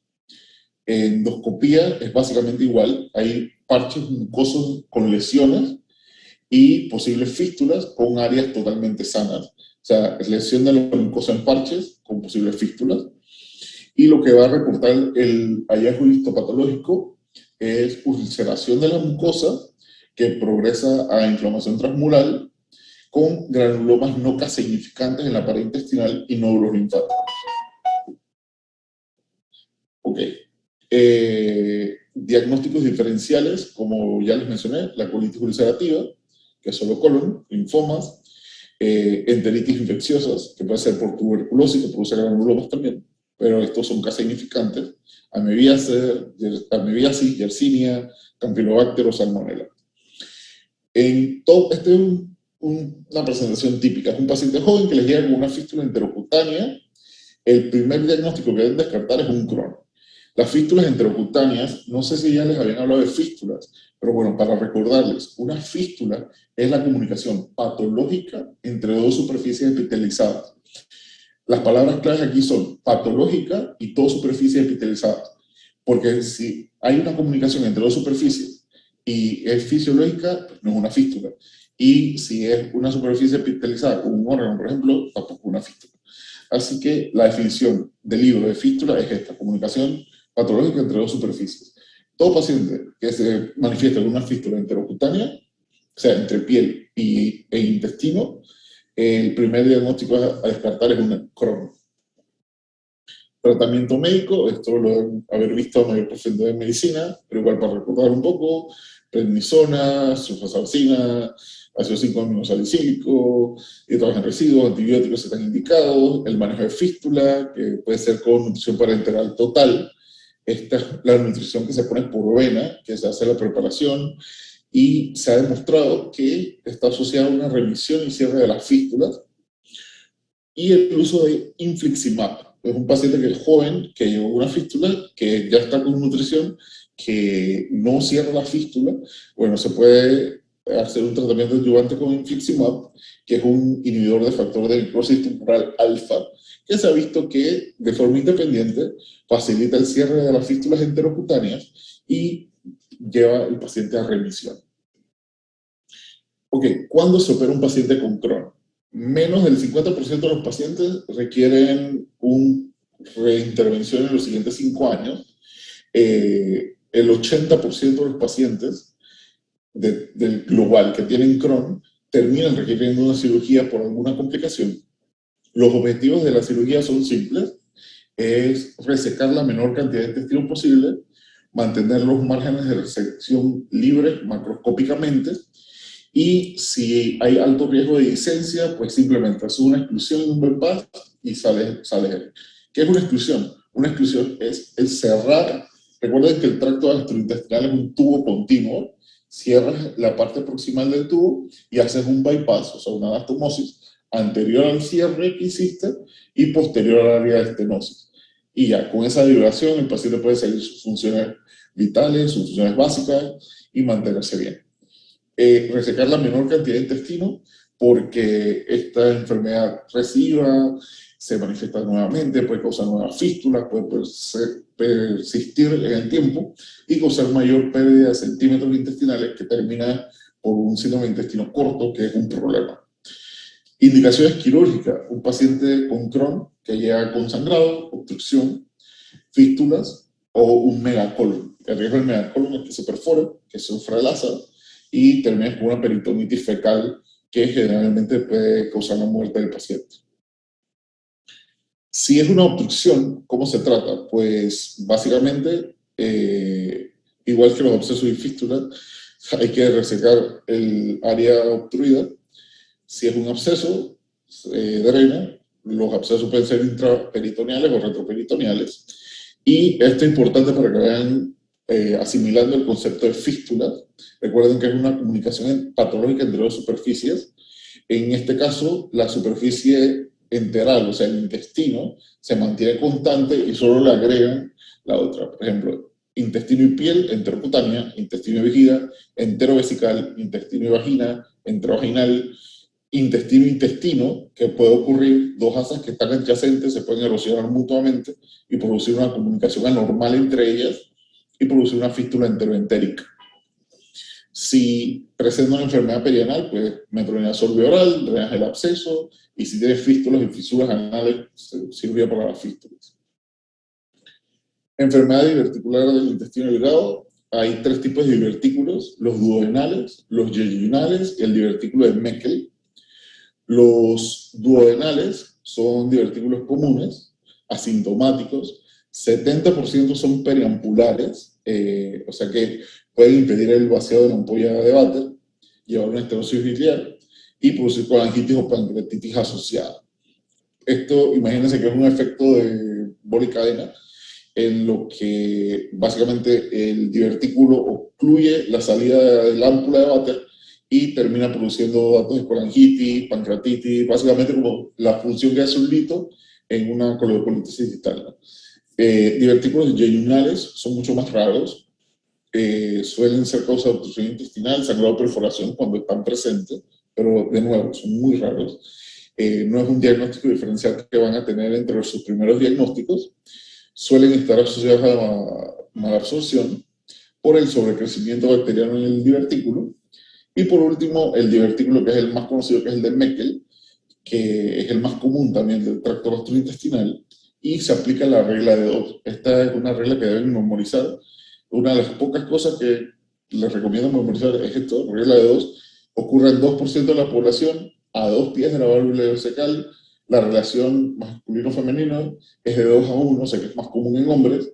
Suele medir 2 centímetros y suele sangrar en los primeros 2 años de vida. Incluso les pueden presentar un caso de un paciente pediátrico con sangrado gastrointestinal, que en la cirugía se encuentra a 2 pies de la válvula, un divertículo de más o menos 2 centímetros, y que es de sexo masculino en el paciente. Este es un divertículo verdadero, a diferencia de los yeyunales y los duodenales. Divertículos verdaderos significa que todas las capas de la pared intestinal están protruyendo, a diferencia de un divertículo falso en el que es parcial, ¿no? Y básicamente esto es como según Meckel, este intestino delgado, y ven esta protrusión que suele estar hacia la válvula ileocecal.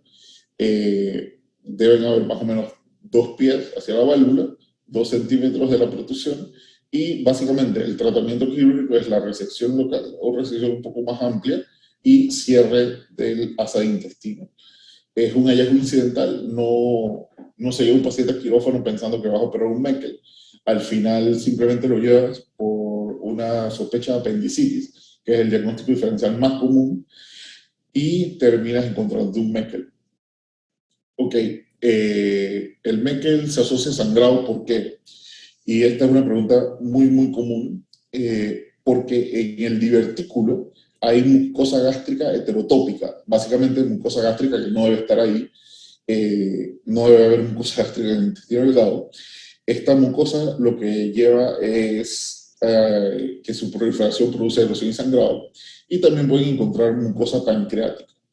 Las complicaciones del Meckel, obstrucción intestinal o intususcepción, recuerden que no es tanto intraluminal, sangrado, inflamación aguda, el divertículo se puede inflamar y clínicamente va a ser idéntico a una apendicitis.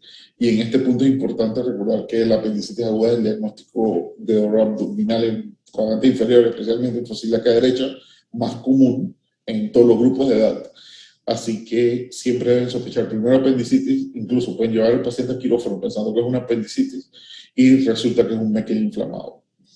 El tratamiento, como es un hallazgo incidental, las indicaciones para operarlo son que un paciente tenga menos de 40 años, el divertículo mida más de 2 centímetros o que se hayan desarrollado bandas fibrosas entre el divertículo y el mesenterio. ¿Por qué? Porque una banda fibrosa entre el divertículo y el mesenterio que estaría acá, básicamente crea un área de estenosis externa que puede atrapar otra asa y puede causar una obstrucción intestinal. O sea, si hay áreas de estenosis, hay que resecar el divertículo. Si mide más de 2 centímetros, hay que resecarlo. Si el paciente es un paciente joven, de 40 años o menos, también. Ok, ya casi para terminar, estos son 3 casos que, bueno, ya llevamos 1 hora y media. No sé si quieren que los discutamos o se los dejo para que los investiguen. ¿Me dicen?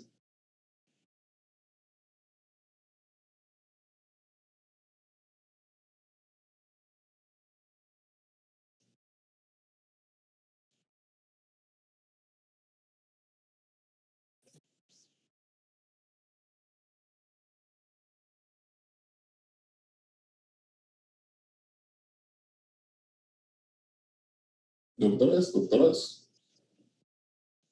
Podemos discutirlo, se los puedo dejar normal. Ustedes me dicen, ¿cómo les conviene más?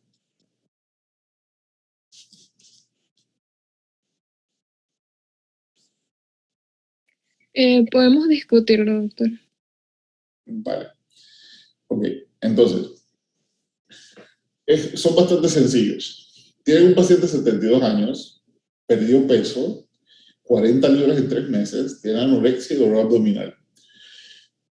En pacientes que son posiblemente quirúrgicos o pacientes con alteraciones del tracto gastrointestinal, pérdida de peso, anorexia y dolor abdominal son, en especial de 3 semanas, son síntomas relativamente comunes entre todas las enfermedades que ya han visto. O sea que esto no puede ayudar mucho a reducir su diagnóstico diferencial.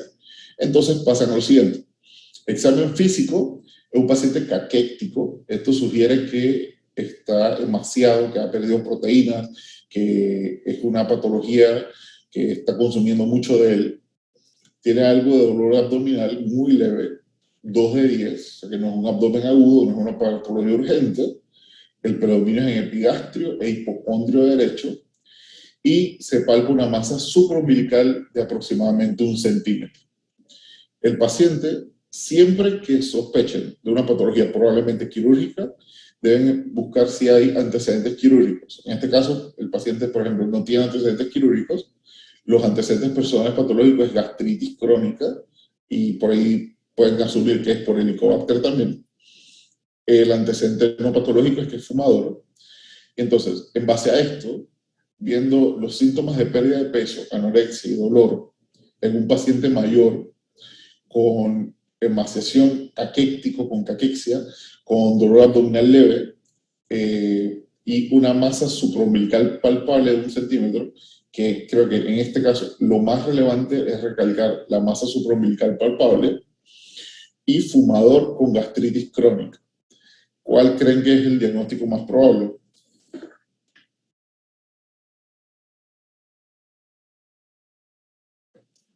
Podría ser un adenocarcinoma gástrico. Exactamente, un adenocarcinoma. Y esta es una pregunta que suelen hacer para el que quiera hacer el USMLE o el examen nacional de residencia. Tienen que saber, no es lo mismo el primer test a realizar con el test más específico o con mayor accuracy.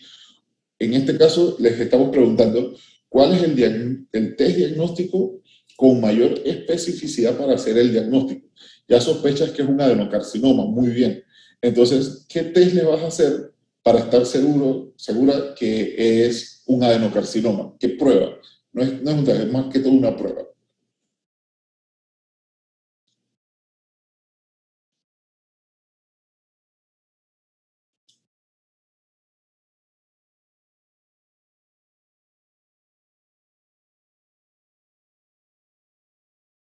¿Alguien? Podría ser una endoscopía, doctor. Exactamente, una endoscopia digestiva alta. Le haces una endoscopía y te da positivo para adenocarcinoma. Después le hicieron sus exámenes complementarios, sale que no hay metástasis a ningún lado, sale que no hay ascitis, que no hay nódulos positivos, nada por el estilo, está limitado al estómago, limitado a la muscular, por ejemplo. El siguiente paso, a este nivel, lo único que tienes que saber que es manejo quirúrgico. Ya, básicamente eso. Y ya resolvieron un caso. Entonces, en este paciente les dan antecedentes quirúrgicos. Te dice que es un paciente que llegó por una herida por arma de fuego. El que ha rotado en el Santo Tomás sabe que esto es el pan nuestro cada día, y pacientes con antecedentes de herida por arma de laparotomía por arma de fuego hace 4 años, y ya porque no evacúa y no canaliza. Al examen físico, el abdomen está distendido, tiene ruidos aumentados, tiene niveles hidroaéreos, asas distendidas, sin aire en el marco colónico. Diagnóstico más probable, si lo operaron, tiene una laparotomía, ahora les llegó con ruidos aumentados, está timpánico, no canaliza ni evacúa, y en la serie tienen niveles hidroaéreos y asas distendidas. ¿Qué consideran que puede ser?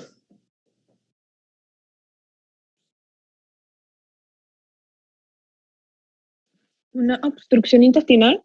Exactamente, obstrucción intestinal. ¿Y cuál es el test diagnóstico con mayor especificidad? ¿Cuál es el test diagnóstico que te va a decir no solo que tienes una obstrucción, sino cuál es la etiología?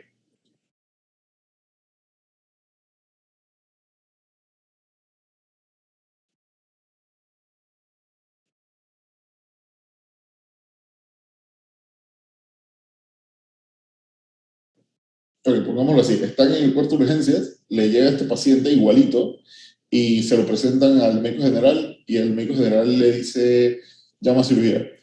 El cirujano viene, lo evalúa y les dice, ¿sabes qué? Considero que hay que hacerle este estudio para asegurarme que es una obstrucción intestinal completa y ver cuál es la etiología. ¿Cuál consideran que sería?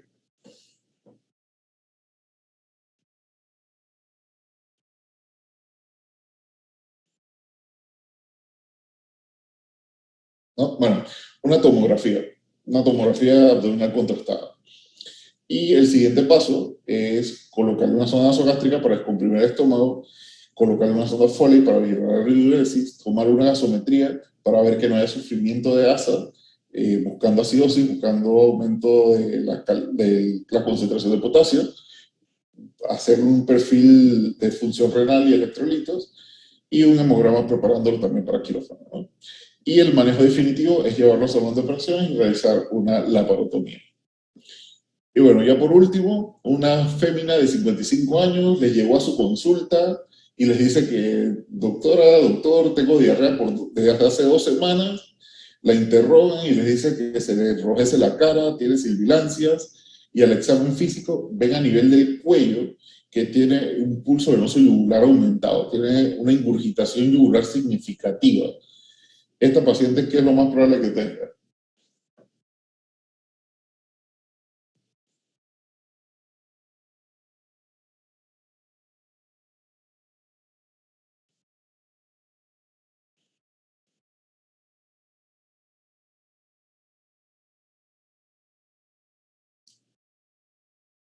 ¿No? Bueno, un síndrome carcinoide es la etiología más probable.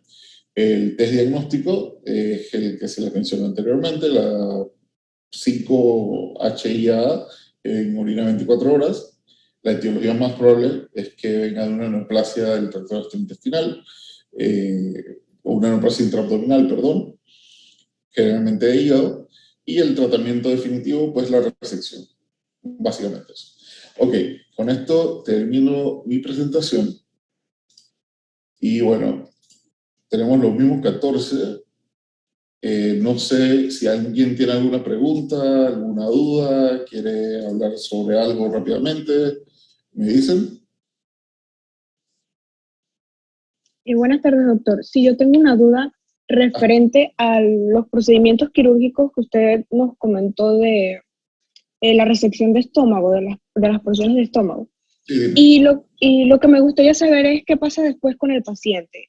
Tenemos un paciente que pasa por el procedimiento y después vamos a tener como consecuencia que él va a tener una sensación de satisfacción más temprana cuando come, me puede cursar con reflujo gastroesofágico o, o no sé, porque pues como tienen una menor porción de estómago, no Sí, sé.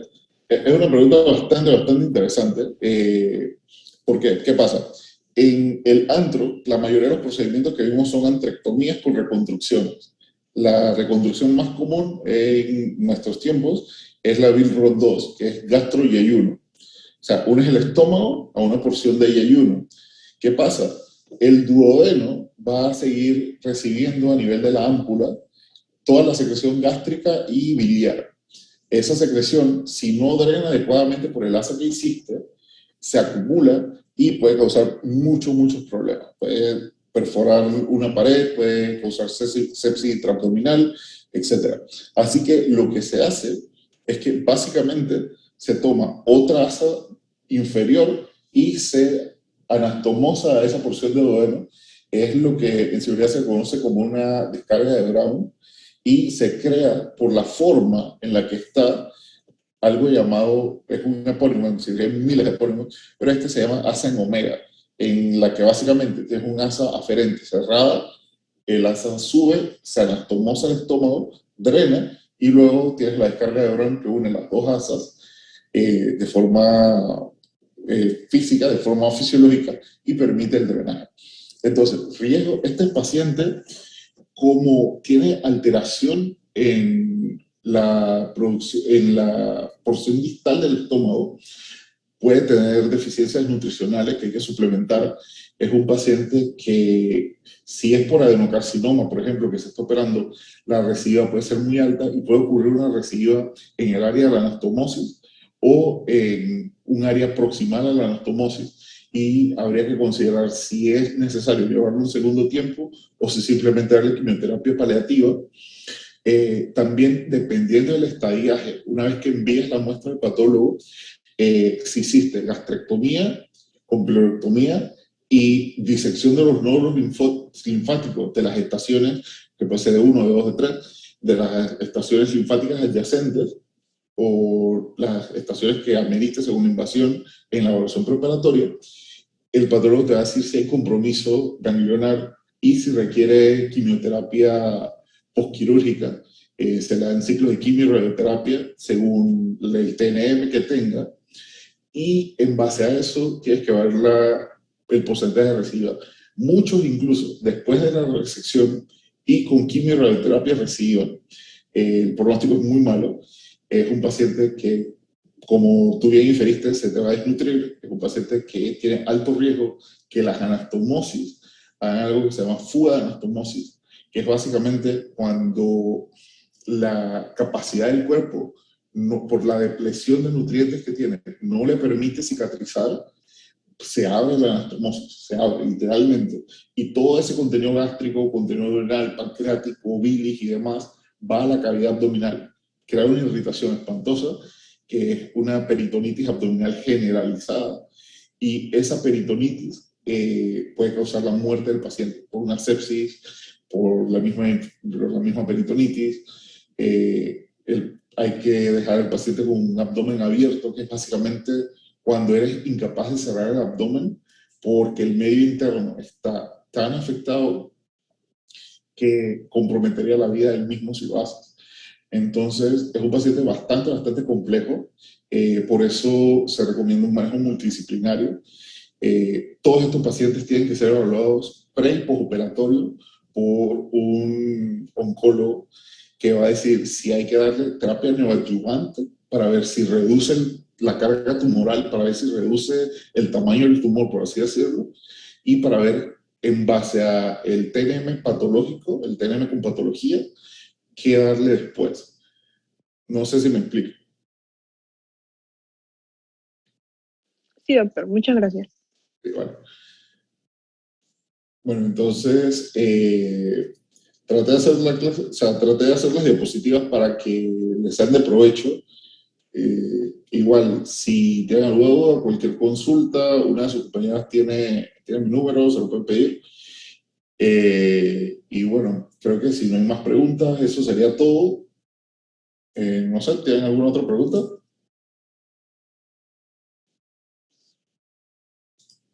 ¿No? Vale. Listo, entonces eso es todo. Muchas gracias, doctores, doctoras, y sería todo, pues. Muchas gracias, doctor. Y bueno, Muchas gracias, doctor. bueno, chao.